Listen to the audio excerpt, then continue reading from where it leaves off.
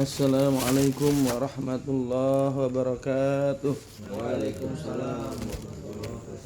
Alhamdulillah. Alhamdulillahi rabbil alamin. Wahdahu wassalatu wassalamu ala asyrafil anbiya'i wal mursalin wa ala alihi wa sahbihi ajmain. A'udzu billahi minasy syaithanir rajim. Bismillahirrahmanirrahim. Qul huwallahu ahad. Allahus samad. Lam yalid wa lam yulad wa lam yakul lahu kufuwan ahad. Pertama sekali marilah kita memanjatkan puji syukur kepada Allah Subhanahu wa taala yang alhamdulillah pada malam hari ini masih berkahnya kita nikmat kesehatan, kesempatan, nikmat iman dan ikhlas, iman dan Islam, sehingga kita bisa berkumpul di majelis yang dimuliakan oleh Allah ini. Salawat dan berikan salam marilah kita sampaikan kepada junjungan kita Nabi Muhammad sallallahu alaihi wasallam dengan Allahumma shalli ala sayyidina Muhammad wa ala ali sayyidina Muhammad. Bapak-bapak, ibu-ibu, saudaraku yang dirahmati Allah Subhanahu wa taala, pada malam hari ini kita sambung lagi diskusi kita yang berjudul Nurul Yakin, yaitu edisi yang kedua. Jadi di minggu yang lalu kita sudah belajar tentang Nurul Yakin edisi pertama, di mana di sana itu supaya keyakinan kita meningkat, yaitu kita membutuhkan zikir ya, salah satunya. Nah, kemudian dalam tingkatan yakin ini sebenarnya itu ada 3 tingkatan. Yang pertama ada namanya ilmul yakin, yang kedua ainul yakin, yang ketiga adalah hakul yakin. Jadi apa bedanya ilmul yakin, ainul yakin, dan hakul yakin? Jadi kalau ilmul yakin itu tingkatannya secara ilmu. Kita memahami sesuatu secara ilmu gitu, ilmu syariatnya. Ainul yakin, nah kita meyakini sesuatu berdasarkan dari panca indera, apa yang kita lihat, apa yang kita rasakan. Kemudian yang terakhir adalah hakul yakin. Jadi kita meyakini sesuatu memang benar-benar hak, dari melihat, dari merasakan, dan sampai hakikatnya kita yakin gitu. Kemudian untuk memahami tentang nurul yakin dalam ilmu makrifat ini, kita mengambil dari salah satu hadisnya Rasulullah SAW. Apa kata Allah? Man arafa nafsahu faqad arafa rabbahu. Yang artinya siapa yang mengenal dirinya maka dia akan mengenal Tuhannya. Hadis yang kedua adalah al insanu sirri wa ana sirru. Yang artinya manusia, al insan itu atau manusia itu adalah rahasiaku kata Allah, dan akulah yang menjadi rahasianya. Kemudian untuk memahami tentang ilmu yakin tadi, kita harus paham tentang siapa sebenarnya aku ini. Aku ini siapa sih? Nah gitu. Karena kalau kita nggak mengenal aku, bagaimana kita yakin dengan diri kita sendiri? Yang kedua, siapa Muhammad? Apa bedanya Muhammad Rasulullah sama Muhammad bin Abdullah? Yang ketiga adalah siapa Allah. Kalau kita udah paham, itulah kita akan memahami baru secara ilmu ya, ilmu yakin. Yang pertama, kita coba pelan-pelan membahas siapa sebenarnya aku ini. Ada orang yang mengatakan aku ini adalah tubuh yang wujud, yang bisa kelihatan gitu kan. Padahal kita sering mengatakan ini adalah tubuhku. Benar kan? Berarti kalau kita mengatakan ini adalah tubuhku, berarti tubuh ini bukan si aku. Ini adalah tubuhku. Nah, tubuhnya si aku berarti tubuh ini punyanya si aku. Akunya mana gitu. Ada juga orang mengatakan kalau diri kita yang sebenarnya itu adalah ruh. Tapi pada saat kita mengatakan aku punya ruhku, berarti si aku itu mempunyai ruh, kepunyaan, dia mempunyai ruh. Tapi ruh itu belum tentu si aku gitu.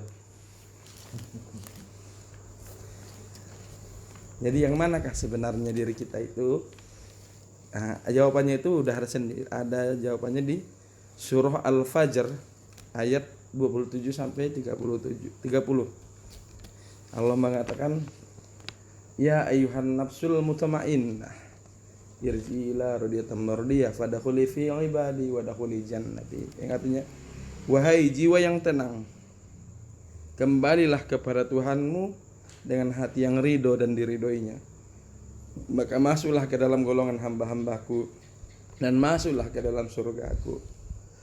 Jadi di sini jelas bahwa yang dipanggil oleh Allah kembali kepada Dia adalah jiwa, nafs. Jadi diri kita yang sebenarnya itu adalah nafs. Orang mengatakan nafsu. Jadi nafsu ini pada saat Allah menciptakan pertama kali ditanya, hai nafsu, kata Allah, kamu siapa, aku siapa? Apa kata nafsu? Ya aku adalah aku, engkau adalah engkau, katanya. Akhirnya dibakarlah nafsu ini selama 1000 tahun. Setelah dibakar 1000 tahun, ditanya lagi sama Allah, hai nafsu, kamu siapa, aku siapa, kata Allah. Kata nafsu, ya aku, engkau, katanya gitu. Itulah saking kerasnya nafsu ini. Akhirnya dimasukkan dia ke dalam air yang dingin sekali, lebih dingin dibanding es, selama 1000 tahun. Nah, setelah itu udah 1000 tahun dia angkat lagi nafsu ini. Hai nafsu, kata Allah, engkau siapa, aku siapa? Apa kata nafsu? Iya aku, engkau, katanya. Akhirnya dimasukkanlah nafsu ini ke program khusus ya. Dia nggak dikasih makan. Baru 3 hari tidak dikasih makan, ditanya, hai nafsu, engkau siapa, kata Allah, aku siapa? Kata nafsu, ya aku adalah hambamu ya Allah, dan engkau adalah Tuhanku. Jadi nafsu itu akan lemah kalau dia kita puasakan. Oke. Lanjut lagi. Setelah tadi kita sudah mengenal siapa aku. Yang kedua, siapa Muhammad? Apakah Muhammad itu adalah yang lahir pada 12 Rabiul Awal. Nah, orang mengatakan itu namanya Muhammad bin Abdullah. Kenapa di hadis dikatakan, apa kata Rasulullah? Aku adalah nabi yang pertama dalam penciptaan dan paling akhir dalam pengutusan. Aku adalah nabi yang pertama, yang paling pertama dalam penciptaan dan yang paling akhir dalam pengutusan. Sebelum Adam nih Pak. Ya, yang kedua, hadis Bukhari dari At-Tariq. Aku sudah menjadi nabi pada saat Adam masih antara ruh dan jasad. belum punya tubuh lagi. Iya. Belum, baru udah dibuat tubuhnya, belum lagi masukin ruhnya ya. Apa kata Nabi Muhammad? Aku sudah menjadi nabi pada saat Adam masih antara ruh dan jasad. Itulah Muhammad Rasulullah. Kemudian ada hadis dikatakan bahwa jika bukan karenamu, kata Allah, wahai Muhammad, jika bukan karena engkau, tidak akan kuciptakan semua alam semesta ini. Itulah namanya Nur Muhammad tadi.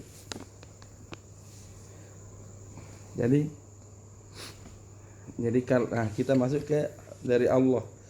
Allah itu mempunyai nur. Itu namanya nur Allah. Di balik nur Allah itu ada 7 sifat ma'ani. 7 sifat dasar, yaitu sifat kudrat, maha kuasa, iradah, maha berkehendak, ilmu, maha mengetahui, hayat, maha hidup, sama, maha mendengar, basyar, maha melihat, kalam, maha berkata-kata. Kemudian dari sifatnya Allah yang maha berkehendak di alam laut itu, nah diawali dengan gini. Awalnya Allah itu hanya ada Allah, belum ada makhluk, belum ada langit, belum ada bumi, belum ada neraka, belum ada surga, belum ada kehidupan yang lain. Kemudian apa kata Allah? Ya, aku berasal dari ini yang tersebut. Aku menciptakan makhluk. Jadi Allah pertama kali menciptakan makhluk supaya dia mengenal aku. Jadi tujuan pertama kali ciptakan makhluk ini supaya makhluk itu mengenal Allah. Karena kalau nggak ada makhluk, tidak ada yang mengakui keberadaan Allah. Maka dia harus menciptakan makhluk supaya keberadaannya Allah itu diakui gitu. Kemudian diciptakanlah dengan kehendak Allah pertama kali adalah Nur Muhammad. Dari nurnya Allah. Dari Nur Muhammad itu dibagi menjadi 4, terbelah dia jadi 4. Ada namanya pena. Pena itu untuk mendesain, menciptai. Ada namanya lauh mahfuz. Lauh mahfuz itu kayak kertasnya alam semesta ini, untuk menggambar ini, apa, mendesain, jadi di lauh mahfuz. Kemudian ada arsy. Arsy itu pembatas antara makhluk sama Tuhan.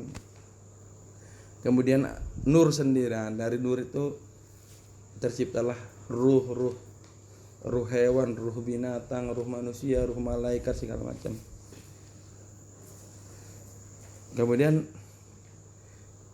dari ini terciptalah alam namanya alam Jabarut. Jadi alam Jabarut itu alamnya ruh. Jadi semua ruh itu adanya di alam Jabarut.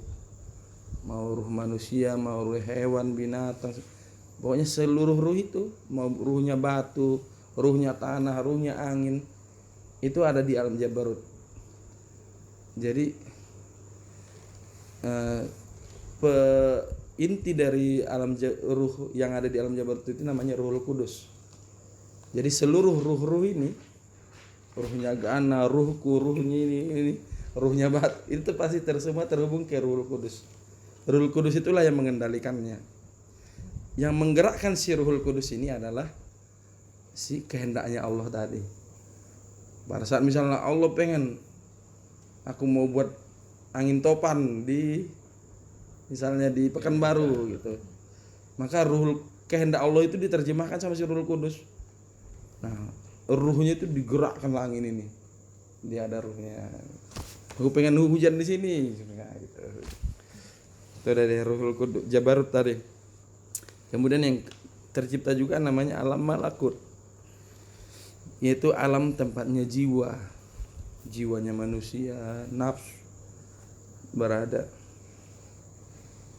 Kemudian Allah diciptakan juga namanya alam muluk atau alam materi, alam dunia, surga, neraka, 7 lapis langit dan bumi, itulah dia bagian dari alam semesta ini yang materi dia, yang kita rasakan inilah wujud gitu menurut panca indera kita.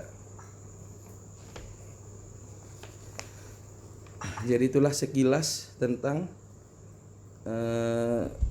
Nurul Yakin ya. Yang kedua ini tentang ilmu yakin secara ilmu yakin. Jika ada yang mau bertanya, kami persilahkan. Wabillahi taufiq wal hidayah. Assalamualaikum warahmatullahi wabarakatuh.